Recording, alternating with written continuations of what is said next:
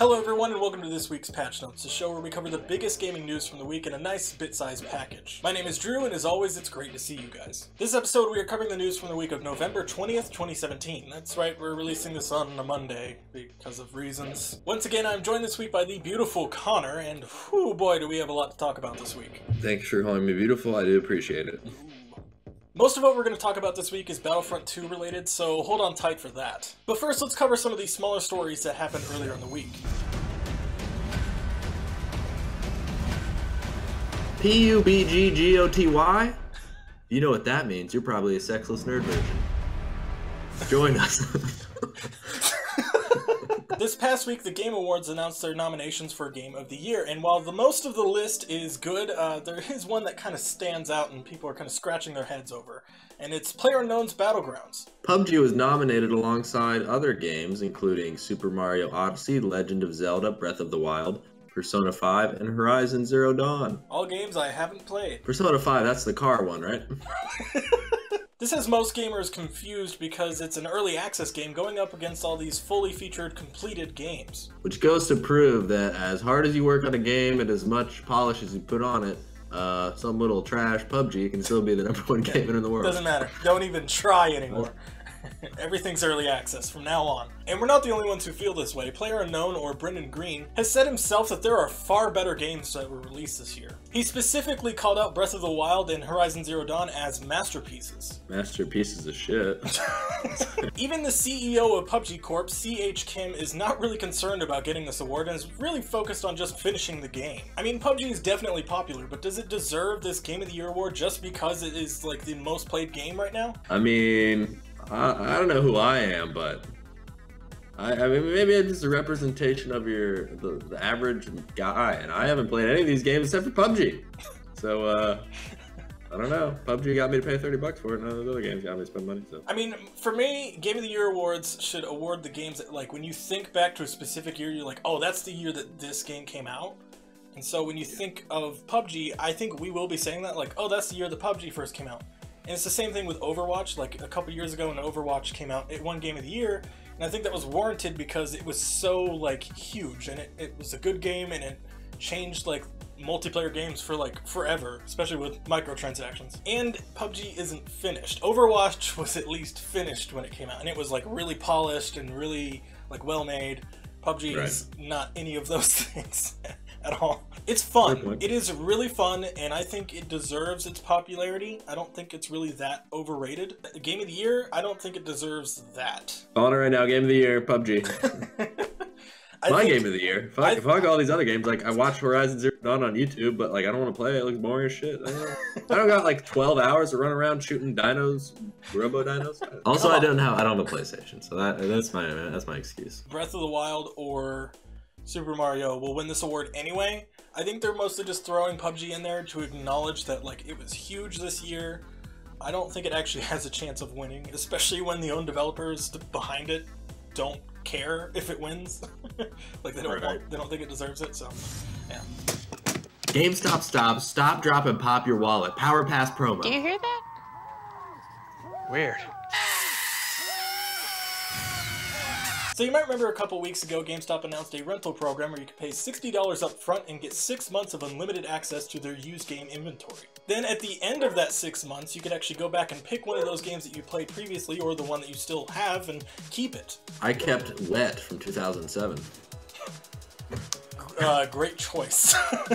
After a soft launch test period, GameStop has decided to suspend the program until further notice due to the fact that, allegedly, it was too difficult for the computer system to handle. So no one's really sure whether it was just more popular than GameStop anticipated or if their system is really just that archaic that it couldn't handle it. I mean, that is a huge amount of information for each customer, so I guess that is kind of believable. Well, either way, I was really excited for this program, but now I have no reason to go into a GameStop once again. I think the problem came from the fact that they didn't actually tell their employees about this until it was announced. Like, a lot of employees reported hearing about it from, like, the little pamphlet that they were handing out to customers about it.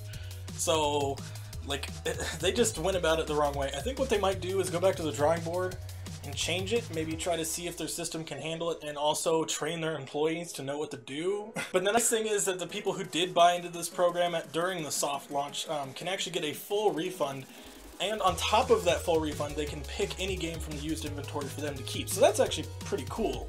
I kind of wish I bought into it now, because I would just get a free game. But yeah, I hope they work this out, because, I don't know, for somebody like me who I can't afford every single game that comes out, this would be really nice, especially this time of year. That's why I was so excited. I was like, oh, I'm buying into it now, and all the stupid 13-year-old kids who get a bunch of Assassin's Creed Origins for Christmas and don't want it will trade it in and I can pick it up.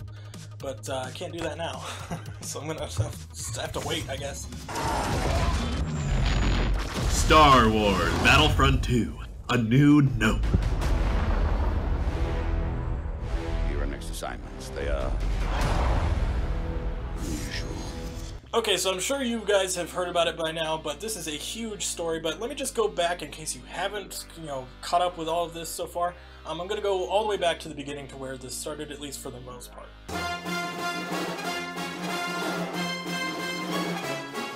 Earlier this week, Reddit user The Hutter Potato delved into the early access version of Star Wars Battlefront II, and figured out that it would take up to 40 hours just to unlock your first hero in the game. Heroes are incredibly powerful and recognizable characters from the films that you can play as in the game at certain times. The community immediately went up in arms about this, displeased with the fact that it would take a full work week just to unlock one hero. EA's community team actually responded in what is now the single most downvoted comment in Reddit history. At the time of writing, it was sitting just over 677,000 negative points. The comment stated, "The intent is to provide players with a sense of pride and accomplishment for unlocking different heroes. As for the cost, we selected initial values based upon data from the open beta and other adjustments made to milestone rewards before launch. Among other things, we're looking at average per player credit earn rates on a daily basis, and we'll be making constant adjustments to ensure that players have challenges that are compelling,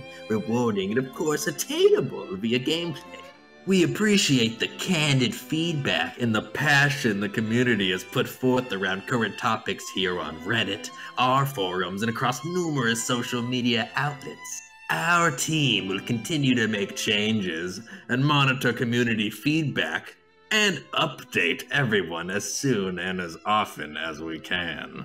This obviously didn't go over very well.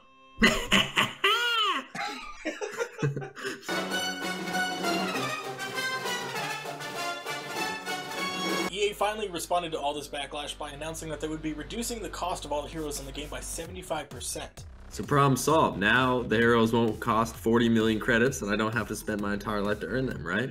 Well, yeah, technically, they did actually reduce the amount of credits you could earn from the single player mode in the game. So I can't earn all my hero points by playing the single player mode. I'll have to play multiplayer if I want to earn enough credits to unlock the heroes I want.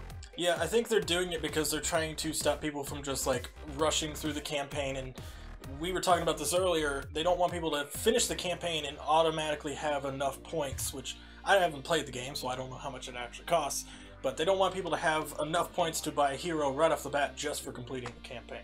All in all, this is just showing that EA is just trying to control the narrative, which is actually a theme throughout the rest of the story, which we'll come back to a little bit later on. So some other stuff has happened. One guy figured out that it would take you 4,528 hours of gameplay, or $2,100 just to unlock every single item in the game, and that's if you are lucky and don't get a bunch of duplicates. EA's community team, along with some DICE developers, also did an AMA on Reddit, which was, not so great. They called Battlefront 2 an ever-changing experience that will constantly be shifting due to player feedback, without giving specific examples of how they were going to actually change the game. That all comes to yesterday, where they announced that they were actually going to be deactivating all microtransactions in the game. Now, this was actually seen as a good measure in a lot of gamers' eyes, because it shows that they were listening to feedback and they were going to get rid of the paid microtransactions and the pay-to-win stuff in the game. But the problem here is that it's actually just a temporary change. They're not just getting rid of the microtransactions, they're just kind of just putting them behind a curtain for a couple months to get everybody to forget about it, and then they're just gonna pull that curtain back and just be like, ha, they were here the whole time. Yeah, there's no way in hell they're gonna get rid of microtransactions when it's EA, and that's literally their fucking marketing plan for the next 10 years. It's like their motif now. Yeah, and the only reason they're gonna change anything or do anything that we say is because, you know, the massive amount of people that were complaining about this causes financial damage to the company. They get their stock went down and shit like that. It's fucking crazy. So they're losing money, so of course they're gonna change with the fucking policy. That's just how the world works. It's affected their stock. I'm sure it's affected their relationship with Disney. I mean, there were reports that the head of Disney actually called the head of EA to ask him, what the hell are you doing? You know, why are we hearing about this? Because this was reported on in like the Wall Street Journal, like legit newspaper and magazine outlets were reporting on this because, you know, it's Disney. It's huge. So EA really fucked up. EA done fucked up really bad. A lot of people don't know where to draw the line. I'm drawing it right now. Draw this. Every game just needs to be like here it is. Microtransactions will be cosmetic only. If you make a goddamn AAA title that you pay microtransaction price for it, I'm not playing a microtransaction. That's where I'm drawing the line. That's going to be what it is. The game is like a free-to-play online game. And that is EA because just they can pay $5,000. Because I didn't pay any money for the game. They only have for players 40 something.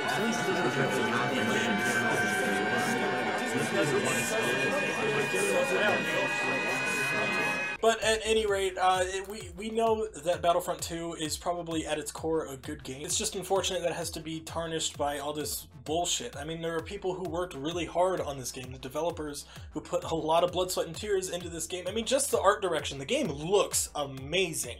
You know, it's like photorealistic sometimes.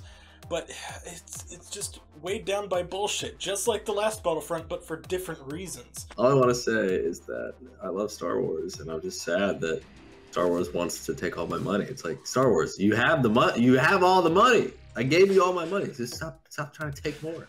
You're Star Wars, okay? Chill the fuck out. All right, so that is enough about Battlefront. We really went on a huge rant.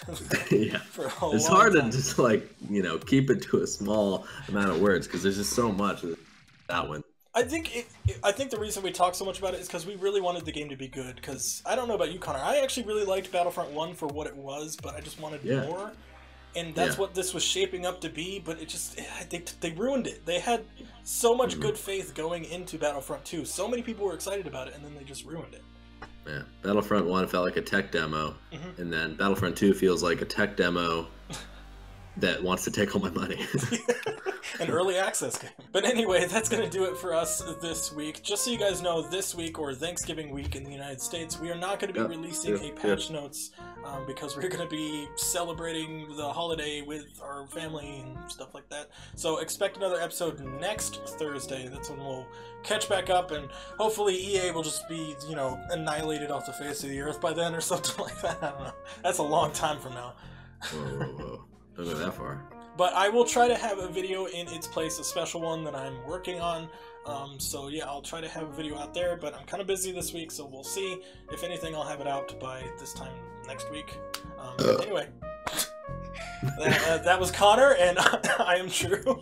Thank you so much for watching. We'll see you guys next time. Bye! And I am Drew, bye. I'm living the dream right now. You're living a nightmare. Terrible. Where's this going? I think we have to delete that. Cut that, Drew. Matt, Brandon, and Tyler, we all got it. You and your friends? Why haven't I heard anything about this? But we've been playing for the past...